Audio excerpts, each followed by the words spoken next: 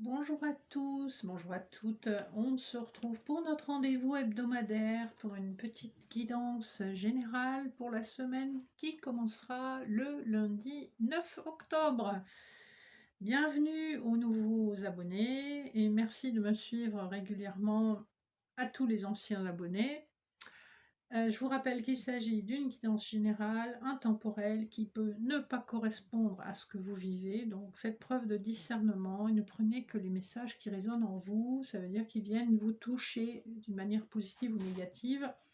Ça veut dire qu'il y a un message pour vous. Donc aujourd'hui, on va faire un tirage couplé avec le Béline de Gabriel Sanchez et le Rider-Waite, un tirage couplé plutôt orienté sentimental avec l'oracle de l'énergie et le petit Lenormand étendu.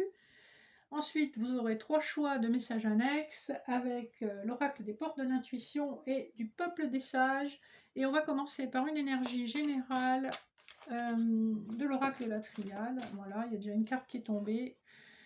L'énergie de cette semaine nous parle de fusion, donc d'une union dont vous vous éloignez probablement, puisque nous avons la carte du voyage qui symbolise le déplacement physique, mais également l'éloignement psychologique, d'autant que on voit pointer derrière la carte de l'adversaire. Donc il y a probablement une relation qui se termine avec une personne qui ne nous a pas fait de cadeau et avec laquelle les relations étaient extrêmement tendues et difficiles. Vous voyez comment ça résonne en vous. On nous parle de ça au niveau de l'énergie générale, hein. Donc une relation qui se termine, qui a été compliquée. Là, j'ai une autre carte qui a sauté. Le temps et l'équité. On vous parle d'une guérison qui aura été nécessaire et qui aura pris un sacré bout de temps. On parle probablement de mois, voire d'années. Et beaucoup de réflexion avant de prendre cette décision. Voyez comment ça vous parle. Allez, on va regarder les couplets généraux. Donc, on va regarder d'abord le dos de deck du Béline. Nous avons la sagesse, l'union et l'amour. Ici, effectivement, on rejoint un petit peu l'énergie qu'on avait, l'énergie générale de la coupe à la triade. Il est question d'une histoire d'amour, ici, qui est probablement en cours avec une famille, une trahison. Il y a quelque chose à solutionner et on voit qu'il y a beaucoup de réflexion et de sagesse qui sont utilisées pour solutionner cette situation. Le dos de deck de Rider-Waite nous parle d'un nouveau départ, de plusieurs choix possibles, d'une difficulté à faire un choix avec le 2 d'épée.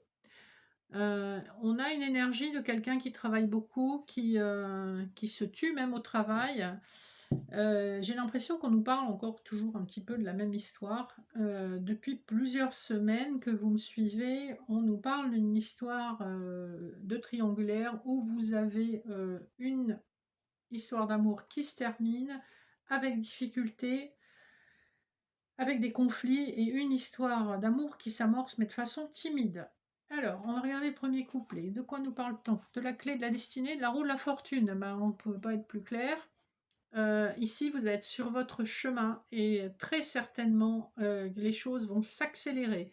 On est dans une semaine où les choses vont bouger. La roue de fortune vous parle du destin qui met son grain de sel, et la clé de la destinée nous parle effectivement de cet aspect. Vous ne pouvez pas faire autrement. C'est ce qui est prévu par le grand tout. Le deuxième couplet. Alors, nous avons la découverte et le diable. Alors, voyez comment ça résonne en vous. Si on est toujours sur du relationnel, il y a effectivement deux aspects à considérer. Si on est en triangulaire, que vous terminez une histoire pour en commencer une autre, ou si on est dans ce cas de figure, il est question d'une espèce d'emprise que l'autre a sur vous. Et d'un autre côté, il est aussi question d'une forte attirance charnelle pour la nouvelle personne.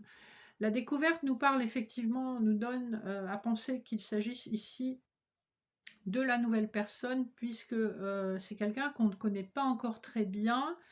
On va découvrir sa personnalité petit à petit, et ce qu'on peut d'ores et déjà vous confirmer, c'est que c'est une relation qui est très magnétique avec beaucoup d'attirance physique. Le troisième couplet nous parle de l'eau et du chevalier de bâton.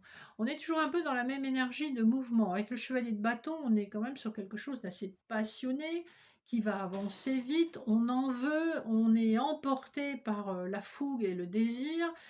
L'eau, par opposition, va nous parler de quelque chose d'un petit peu plus tranquille, mais c'est aussi des émotions débordantes. Vous risquez, vous et l'autre personne, vous risquez quand même d'être emporté par des émotions assez fortes, hein. Donc attention à ce que l'eau ne déborde pas de la marmite. On sent que la passion, j'ai vraiment le sentiment que c'est une passion qui va aussi toucher le cœur, hein. C'est-à-dire que il y a de l'attirance, mais ça va aller beaucoup plus profondément, hein, puisque les eaux, ça peut être très profond, hein, ça peut être abyssal même, hein. Donc je pense que c'est une relation importante qui arrive vers vous. Ici, j'ai vraiment pas l'impression qu'on nous parle du professionnel. Après, ça peut néanmoins être le cas, voyez comment ça résonne en vous. Si c'est une information concernant votre domaine professionnel, il peut s'agir d'une profession pour laquelle vous vous passionnez énormément et pour laquelle vous faites preuve d'une grande créativité. Attention aussi alors avec les collègues et le relationnel avec les collègues, où on peut être un peu à fleur de peau avec l'eau, hein. Voilà, un petit peu pour les messages du tirage général. On va passer au sentimental, donc avec l'oracle de l'énergie et le petit Lenormand. Donc en dos de deck, qu'est-ce que nous avons? L'oracle de l'énergie vous conseille d'utiliser ce temps de respiration pour vous reposer. On vous dit que ça fait partie, cette relation fait partie de votre chemin spirituel et qu'effectivement, soit vous avez déjà vécu une tempête, soit un grand chambardement arrive vers vous. J'ai quand même le sentiment que ce sera pour le meilleur, mais il y a un changement assez drastique et limite violent qui arrive vers vous. La tour, la tour, le serpent, le lys et la clé. On a la même clé qu'on avait tout à l'heure dans le Béline. On nous parle effectivement de destinée, de quelque chose qui va venir tranquillement vers vous, qui va s'officialiser. La tour nous parle de la même chose, nous parle d'une officialisation de relation, après une transformation, voire une trahison, voire les deux, puisque le serpent, dans un contexte plutôt sympa, va plutôt nous parler de transformation, de quelque chose qui change en profondeur, on change de peau. Et la tour nous parle d'une période de recul, d'une prise de hauteur plus ou moins longue. Ça peut aussi représenter un bâtiment administratif, hein, donc une mairie, une banque. Voyez comment ça résonne en vous selon votre situation. Sur les couplets, qu'est-ce qu'on nous dit? Nous avons l'homme qui tient son cœur et les oiseaux. Ici, il est question d'une discussion relativement légère avec un homme qui est l'homme le plus proche de vous si vous êtes une femme, ou qui peut être vous-même si vous êtes un homme, qui tient son cœur. Ici, en fait, on discute légèrement, mais notre cœur est quand même engagé. Et on a envie de le donner à la personne qui est en face. Voilà. En milieu de semaine, qu'est-ce que nous avons? Nous avons l'énergie du soleil et de l'encre. Clairement, ici, on vous confirme que c'est une histoire qui va être amenée à s'installer avec l'encre, et c'est une histoire qui va être extrêmement épanouissante et bienfaisante avec le soleil. On est dans le bonheur, la joie, le bonheur qu'on peut ressentir quand on sent la chaleur du soleil sur la peau.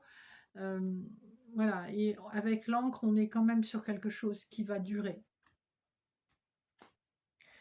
Le dernier couplet nous parle, voilà, nous parle d'un départ et des poissons. Qu'est-ce que ça veut dire? Ça veut dire qu'effectivement, il y a une des trois personnes, hein, ici vous noterez toujours sur cette carte, ça m'interpelle toujours, il y a trois poissons, hein, donc on est bien dans une triangulaire. Il y a un des personnages concernés qui s'en va, qui claque la porte. Il y a bien la fin d'une situation, il y a la fin d'une triangulaire, et on va enfin avancer. Il y aura un poisson de moins, donc on va avancer à deux pour du concret et du long terme. Donc on voit, en fait, ce qui est sympa, c'est que si vous me suivez depuis quelques semaines, on voit que je dirais que ça fait bien 2 mois qu'on a ces énergies qui ressortent. On a des transformations qui se font jour dans une histoire triangulaire. Il y a une histoire qui se termine et il y a une histoire qui prend racine et qui va s'enraciner pour longtemps. Voilà, vous me direz en commentaire si ça vous a parlé ou pas. Il y a peut-être juste quelques éléments qui vous interpellent. Et pour conclure le tirage, je vous propose de faire un choix sur les couplets messages complémentaires, numéro 1, numéro 2, numéro 3. Et on va tout de suite prendre le choix numéro 1. Alors, nous avons la corne d'abondance. Sentez-vous mériter le meilleur sans aucune condition en contrepartie. Et derrière, nous avons la fourmi, cœur à l'ouvrage. Et qu'est-ce qu'on vous dit pour la fourmi?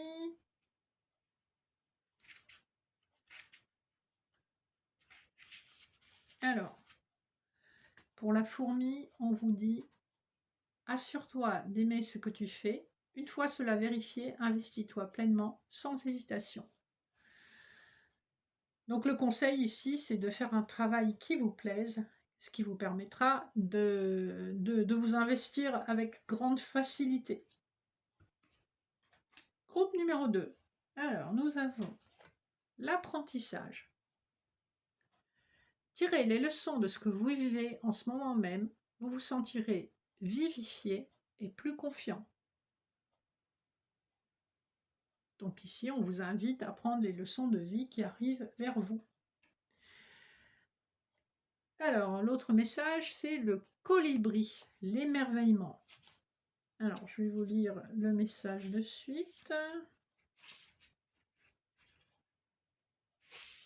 Dès que j'aurai trouvé la bonne page. Voilà. Ton âme a besoin de magie, laisse la beauté et le mystère entrer dans ta vie. Un monde féerique existe pour ceux qui veulent y croire. Il suffit parfois d'observer minutieusement les animaux de la nature et la nature en général autour de nous pour nous rendre compte à quel point tout ça peut être merveilleux. Je crois que c'est Einstein qui disait dans la vie on peut choisir de s'émerveiller, de considérer que tout est un miracle ou que rien n'est un miracle. Enfin, voilà. Alors, le troisième groupe, la renaissance, c'est le moment de libérer votre joyau intérieur. L'autre message, c'est l'écureuil. Voyons loin. Alors, l'écureuil.